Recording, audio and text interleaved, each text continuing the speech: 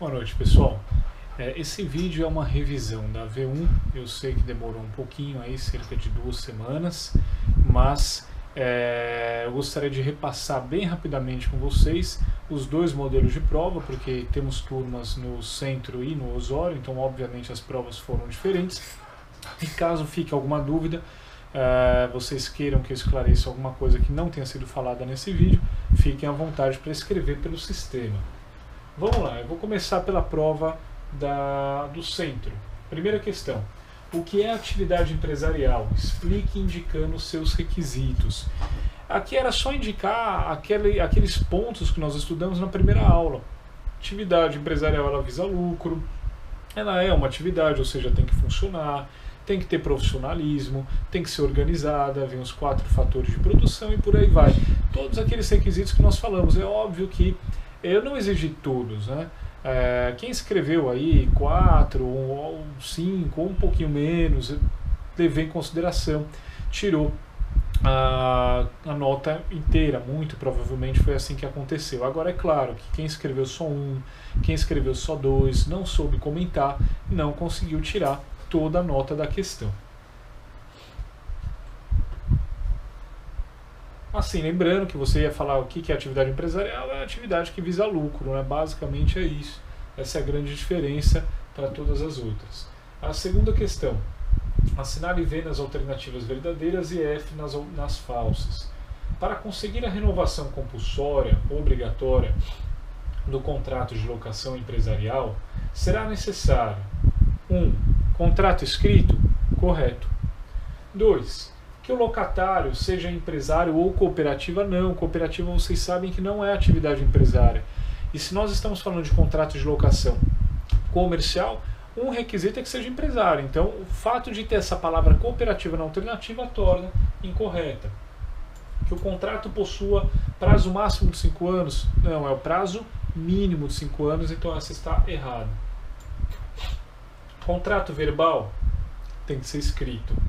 Exploração do mesmo ramo de atividade pelo prazo mínimo ininterrupto de 3 anos relativamente aos últimos anos do contrato, exatamente isso. Então a última está correta. Terceira questão: aplica-se o Código de Defesa do Consumidor sempre que houver relação de consumo? Essa é uma afirmativa. Comente a frase acima, explicando o que vem a ser consumidor final e fornecedor. Teve muita gente que escreveu que consumidor final é quem compra e fornecedor é quem vende. Isso não é uma definição, porque precisa existir a figura do consumidor final e do fornecedor para que haja a aplicação do direito do consumidor. Como assim, professor? Eu dei um exemplo para vocês, se não me engano, na revisão, também nas matérias, que aquele que vende esporadicamente não é considerado fornecedor. Então, se por exemplo eu resolvo trocar de carro, anuncio meu carro para venda, eu não sou fornecedor, porque isso não é um meio de lucro para mim. Eu não estou comprando e vendendo carro como um meio de vida, como uma atividade comercial. Então eu tenho que ter esse tipo de atividade de forma habitual. E o consumidor final é aquele que vai adquirir para o consumo dele mesmo, o consumo próprio. Ele é o destinatário final, o produto vai parar ali. É claro que pode ser que um dia esse produto venha a ser vendido, né? Mas via de regra ele está utilizando para o seu consumo, certo? Ele não vai revender. Pode ser, como eu falei, que um dia revenda, mas esse não é o objetivo no momento da compra. Então eu comprei esse computador para o meu uso, não foi para revender. Pode ser que um dia eu revenda, mas o meu objetivo quando eu comprei foi utilizá-lo. Tá bom, gente? Então vocês tinham que explicar que o fornecedor no direito do consumidor é aquele que tem no fornecimento de bens ou serviços um meio de vida. E o consumidor é o destinatário final. Basicamente a resposta era essa. Quarta questão: quanto aos livros comerciais, assinale a única alternativa incorreta. Então aqui era incorreta. 1. Podem ser obrigatórios ou facultativos. Correto. 2. Os livros obrigatórios são divididos em comuns e especiais. Também está correto. 3. Toda empresa deve possuir os livros obrigatórios comuns. Perfeito. E último, toda empresa deve possuir os livros obrigatórios especiais? Não. Se eles são especiais, é porque apenas alguns tipos de empresas devem possuir. Então a resposta está errada, porque nem toda empresa deve possuir os livros obrigatórios especiais. Quinta questão. Existe diferença entre empresário irregular e empresa inativa? Primeira alternativa. Sim, pois empresário irregular é a pessoa proibida de se registrar na junta comercial. Tem nada a ver, eu nunca falei para vocês que o empresário irregular está proibido. Ele é irregular justamente por não ter se registrado. Ele não foi proibido de se registrar. 2. Não, pois o empresário irregular sempre será uma consequência da empresa inativa. A empresa inativa ela se tornou inativa, antes ela era registrada na junta. Então um dia ela foi registrada. O empresário irregular pode ser que nunca tenha se registrado. Então não tem nada a ver falar que uma coisa é consequência da outra. Não, pois empresa inativa também é proibida de se registrar na junta. De novo, nenhum dos dois é proibido de se registrar. O irregular não está registrado porque não quer. E a inativa foi declarada inativa porque passou muito tempo sem movimentar os seus atos constitutivos, mas nenhum dos dois está proibido. E por fim, sim, pois empresa inativa é aquela que já foi registrada na junta comercial. O empresário irregular, por sua vez, pode nunca ter se inscrito na junta. É exatamente o que eu já comentei com vocês agora. Então é a última alternativa que está correta. Bom, agora a revisão para os alunos do Osório, curso de gestão comercial. Assinale V nas alternativas verdadeiras e F nas alternativas falsas.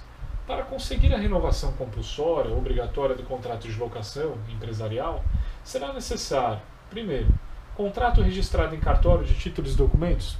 Falso. Contrato com duração mínima de 5 anos? Verdadeiro.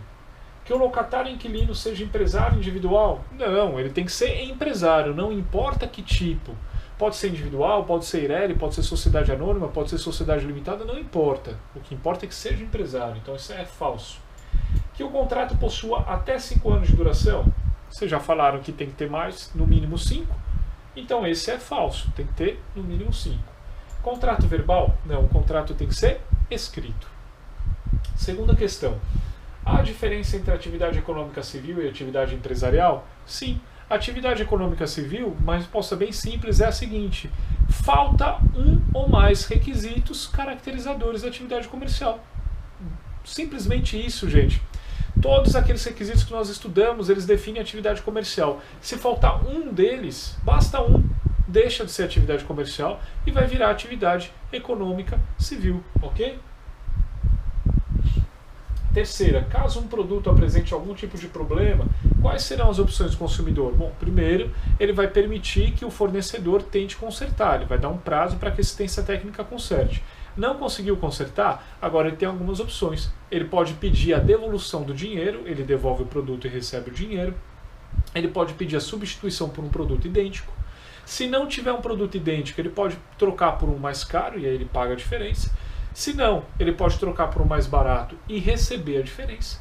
E por fim, ele pode solicitar o abatimento proporcional. Eles vão fazer ali um acordo, vão chegar em um consenso de quanto custaria esse reparo e vai receber um abatimento proporcional. Essas são as alternativas. Quarta, existe diferença entre empresário irregular e empresa inativa? Assinale V nas alternativas verdadeiras e F nas falsas. Sim, pois o empresário irregular surge da empresa inativa, após ser expulsa da junta comercial em função da prática de uma atividade ilícita. Não tem nada a ver. Nós já vimos que empresa inativa, ela não cometeu nenhum ato ilícito, ela não cometeu nenhum crime. Simplesmente ela deixou de movimentar os seus atos constitutivos. Ela foi desativada, ela não foi expulsa, né? E o empresário irregular não tem nada a ver com isso daí. Então essa alternativa é falsa. Não, pois os dois são proibidos de se registrar na junta. Já falei nesse vídeo que nenhum dos dois é proibido. Falso. Sim, pois o empresário irregular nunca poderá se registrar na junta comercial. Não tem o menor sentido. De novo, nenhum dos dois é proibido, são proibidos de se registrar. Falso. Não, pois a empresa irregular também é proibida de se registrar na junta. Nenhum dos dois é proibido. Então todas aqui são falsas. Quinta questão. Quanto aos livros comerciais, assinale a única alternativa correta. Primeiro, podem ser obrigatórios ou indispensáveis. Não, é obrigatório ou facultativo. Toda empresa deve possuir os livros obrigatórios especiais. Já falei no vídeo que não, já expliquei. Toda empresa deve possuir os livros obrigatórios comuns? Sim, todas devem possuir os obrigatórios comuns. Os livros obrigatórios são divididos em diários e anuais? Não, os livros obrigatórios são divididos em comuns e especiais. Então a alternativa correta é a penúltima alternativa. Bom, gente, essa foi a revisão dos dois modelos de prova, do Osório e do Centro.